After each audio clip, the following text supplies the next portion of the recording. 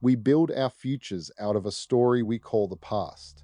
And the past is not a record, it is a memory, retold, reshaped, changing with whoever tells it, bending to whatever we choose to believe. And yet we treat that story as prophecy. It has always been this way, we say, so it will always be this way. We tell that story about each other. We tell it about ourselves, quietly deciding who we are from who we've been. Because that is how most of us think time works. A wheel turning in place, delivering the same lessons to the same doorsteps forever. But 2 nights ago, the sun went dark in Leo, and that eclipse belongs to something almost nobody talks about. A family of eclipses that has been returning and changing for hundreds of years. A family that was there when a king fell, there when the world's money was born, there when it broke. History doesn't repeat, but it does rhyme, and tonight we can show you the poem. Long before telescopes, there were watchers who did nothing but count. Night after night, generation after generation, they recorded every darkening of the sun and moon on tablets of clay. Not a story, a count. Memory can bend, clay does not. And inside those centuries of patience, they found a rhythm. After any eclipse, wait 18 years, 11 days, and 8 hours, and the sky produces another one, cut from the same cloth. Not a similar eclipse, a related one. The same tilt of the moon's path, the same geometry of shadow, returning like a note in a piece of music. We call it the Saros, the memory of eclipses, and it means that no eclipse is ever alone. Every eclipse you have ever stood beneath is one member of a family, a lineage born as a faint sliver of shadow at one of the Earth's poles, strengthening return by return into centuries of total eclipses at full power, then fading away at the opposite pole more than 1,000 years after it began. And astrologers have long noticed something the textbooks don't say. Each family seems to carry a signature, a theme it strikes again and again, every time it returns. Now, the fine print the ancient watchers loved, the part that changes everything. The rhythm is 18 years, 11 days, and 8 hours, a third of a day. So with each return, the Earth has turned a third of the way around, and the shadow falls on a different part of the world, and the eclipse itself drifts. Each return lands about 10 degrees further along the zodiac than the last. The family keeps its rhythm, it never keeps its place. Think of it as a poem. The Saros is the meter, the beat underneath, fixed, patient, kept by the cosmos itself. But each verse lands on new ground, in a new sky, before new eyes. The meter belongs to the heavens. The rhyme is written by whoever we have become since the last verse. And the family that just darkened our sun has been writing one particular poem for a very long time. Verse 1. 1792, Pluto, the planet of death, rebirth, and power stripped to its bones, is moving through Aquarius, the sign of the collective, the people, the many. It has been there since the birth of a brand new republic across the Atlantic, and it will leave a few years later. In the spring of 1792, this eclipse family fires at the 2nd degree of Aries, the very first breath of the zodiac. New beginnings at full volume. Watch what happens inside its 6-month arc.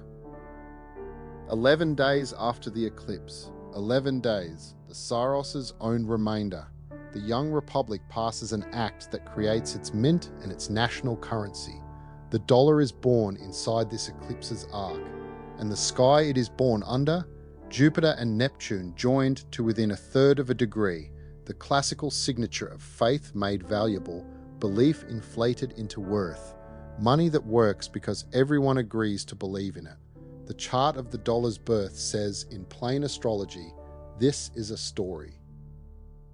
And across the ocean in the same arc, the oldest story in Europe stops being believed. By summer, the French king is deposed. By autumn, the monarchy itself is abolished. A crown 1,000 years old, dissolved in a single season. Not because the people became stronger, but because they stopped telling the story that made a king a king. And look where the Awakener stood. Uranus, the planet of revolution and sudden turning, was at 15 degrees of Leo in 1792, the royal sign, the lion's own house, the revolution planet standing in the king's chamber while the king's story ended. Verse 2, 2008. The family returns, now deep in its prime, every return total, and fires at 9 degrees of Leo. Within its 6-month arc, the financial certainties of an entire era come apart in one autumn. The cracks were already there. The eclipse season is simply when the world can no longer pretend. The story stops being believed again. And in that same arc, in the very months the old money story is failing, a 9-page paper is quietly published describing a currency with no mint, no state, and no king. Money as pure network, belief distributed among the many. Its first coin is struck in the first days of the new year, still inside the ark. Whatever you think of what it became, mark the timing. The money of the collective was seeded in the exact season this family fired. The same family, the dollar's cradle in 1792, the dollar's crisis and its challenger's birth in 2008. That is not repetition, that is a rhyme. Verse 3, now. The family fires at 20 degrees of Leo, total again, deeper into the royal sign than it has ever reached, and the sky around it has transformed. Pluto is back in Aquarius, for the first time since the dollar was born. Saturn stands in Aries, the same sign it held in 1792, and the eclipse itself falls 5 degrees from the spot where Uranus, the Awakener, stood in the king's chamber that year. The dark sun lands on the revolution's old watchpost. And understand what this verse of the money story actually says, because it is not about price, and it is not about any one coin. The old money asks you to trust a sealed ledger, a book you will never see, kept behind a throne, true because an authority declares it true. A story, again, told from above. The new money inverts every word of that. A ledger that is open, where every entry is visible to everyone, kept by no one and everyone at once. Trust moved out of the throne room and into the network itself. Power, transformed by transparency, held by the many. If you want to know what Pluto in Aquarius means, you have just heard its definition. That is where this is going. Not because we predict it, but because the sky has been describing it, verse by verse, for 234 years. As we saw in our last video, the dragon's tail at this eclipse rests almost exactly on Regulus, the heart of the lion, the king's star, watcher of the north. In 1792, the king fell while the Awakener stood in Leo. In 2026, the tail of release rests on the king's own star. The theme has walked from the throne room to the throne itself. But several of you caught something in the comments of our last video, and you were right, and it deserves to be said out loud. Regulus is not where it used to be. For more than 2,000 years, the heart of the lion stood in the sign of Leo, and then, in 2011, by the slow turning of the earth called precession, 1 degree every 72 years, Regulus crossed into Virgo. The royal star of kings now stands in the 1st degree of the sign of service, of harvest, of work done with humble hands. Hold the whole rhyme in one view now. In 1792, sovereignty was torn down from outside. Crowds, blades, a currency to replace a crown. That was what the consciousness of that age could imagine. Replace the king with a mint. In 2008, the mint itself cracked, and the collective began printing its own belief. And now the king's star itself has moved into the servant's sign, just as this family fires on the royal degree with Pluto back among the people. Each verse, the same question. Who holds sovereignty and by whose belief? And each verse a different answer, because we are different. The cosmos kept the meter. Consciousness changed the rhyme. Nothing, not thrones, not currencies, not even the fixed stars, returns the same. So what is this return here to reveal in your life? Here is what we feel watching this one arrive. This eclipse is a marker laid down in time, a stone in the road that says, things are not the same as they used to be. Not will not be, are not, already. Somewhere in your life, something has already changed. A way you used to belong that no longer fits. A certainty you used to lean on that has quietly stopped bearing weight. A story about yourself you've been retelling out of habit. The prophet of the past, still talking, describing someone you no longer are. And notice which part of you is talking.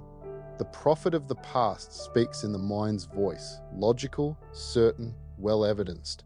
But this eclipse fell on the dragon's tail, and the tail has no eyes. At a south node eclipse there is no map, no plan that survives contact, no logic that will pass what is moving. The faculty that works in this darkness is not analysis, it is intuition. The synchronicity you almost dismissed, the pull you cannot justify, the door that opens sideways. For the next 6 months, the gut is the better navigator because it is reading the new cycle while the mind is still quoting the old one. And Leo will show you exactly where you are reading from. The lion has 2 voices. The lower one performs. It creates to be seen, to be named, to be paid. And this eclipse season will quietly, sometimes painfully, humble whatever was built only on that. Let it. The humbling is the liberation. The higher voice creates from the heart, for the love of the thing itself, whether or not anyone is watching. And with Jupiter standing in Leo all season, that is the voice being amplified. Remember where the royal star actually sits, not in the lion's crown, in its heart. And the heart star has just moved into the sign of service. What you make from the heart in service of something beyond yourself, that is the creation this new cycle will feed. The 6 months ahead, the arc of this eclipse, are the season when you get to see how much has already moved. Eclipse arcs don't work like lightning. They work like dawn, gradually and then unmistakably. Watch for it first in your inner life, what you reach for, what you no longer reach for, what suddenly feels like a costume instead of a skin. Then watch it reflect outward, because the outer world always catches up to what the inner world already knows. In 1792, the belief moved first, and then the crown fell. It is always that order. And when does this arc complete? Here the sky has written something extraordinary. The next eclipse season arrives in early February of 2027, and its eclipse falls at 17 degrees of Aquarius, almost exactly opposite the degree that just went dark. The question this eclipse asks at the royal degree of Leo is answered 6 months from now by an eclipse at the other end of the very same axis, in the sign of the collective, the people, the network, with Pluto standing right there in Aquarius and Jupiter shining from Leo directly opposite, holding the king's end of the line. The individual's question answered in the collective's sign. By the time that eclipse arrives, you will not need an astrologer to tell you that you are living in a different cycle. You will simply be living in it. 2027 is not going to feel like a continuation. It is going to feel like a different year entirely, because the ground it stands on is being laid now, in this darkness. Now let's make this personal, because an eclipse at 20 degrees of Leo did not land in your life in general. It landed somewhere specific. If you watched our last video, you found the house where 20 degrees of Leo falls in your chart, the room where the sun went dark for you. If you haven't yet, the free calculator on our website will show you in under a minute your whole chart, no email, no charge. But here is what we didn't tell you last time. An eclipse never happens in one house. The dragon's tail released something at the Leo end, and directly across the wheel at the Aquarius end, the dragon's head is holding the door open. Whatever went dark in one room of your life, the invitation arrives in the room directly opposite. The eclipse is not a point, it is an axis, a release and a reception. And remember, in February, the reception room gets an eclipse of its own. This is not a metaphor. The other end of your axis is next, so find your pair. If the sun went dark in your first house, the self, the arc opens in your seventh, the partnerships. An old way of being yourself has ended so that a truer way of meeting another can begin. If it darkened in your second, your money, your worth, the door opens in the eighth, what is shared, what is owed, what is inherited. And in this season of all seasons, watch how your own story about money asks to be retold. Third and ninth, the daily voice goes quiet so the larger belief can speak. What you talk about is changing because what you believe is changing. Fourth and 10th, something in the private foundation, home, family, the past, has closed a chapter, and the arc carries it upward into your work in the world. The roots changed, now the branches will. 5th and 11th, a creation, a romance, a joy that belonged to the old cycle dims, and the arc opens toward community, the future, the people who recognize the person you're becoming. And 6th and 12th, the old routine, the old work of your hands loosens, so that something quieter and deeper, the unseen life, can finally be heard. And if the sun went dark for you in the other half of the wheel, the 7th through the 12th, the axis speaks in reverse, and it deserves its own walk. If it darkened in your 7th, the partnerships, the arc opens in your first, the self. A relationship's old form has ended so that the person who was shaped by it can finally step forward and be met as they are now. If it darkened in your 8th, what is shared, owed, inherited, the door opens in your 2nd, your own worth. Where you leaned on entanglement, the arc hands you back your own table, your own ground, your own keep. 9th to 3rd, a grand belief has gone quiet, a philosophy, a faith, a far horizon, so that the near world can speak again. The arc returns you to the daily voice, the conversation, the letter, the walk around the block where the real answers live. 10th to 4th, a public chapter closes, a role, a title, a mountain climbed or abandoned, and the arc carries you down to the root. Home, family, the past that built you. The branches changed. Now the roots ask to be tended. 11th to 5th, a community, a network, a future you had outgrown dims, and the arc opens your 5th, the private fire, not the audience's applause, your own joy made with your own hands for its own sake.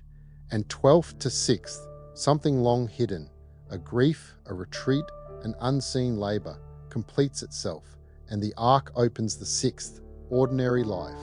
The body, the routine, the work of days. The invisible becomes practice.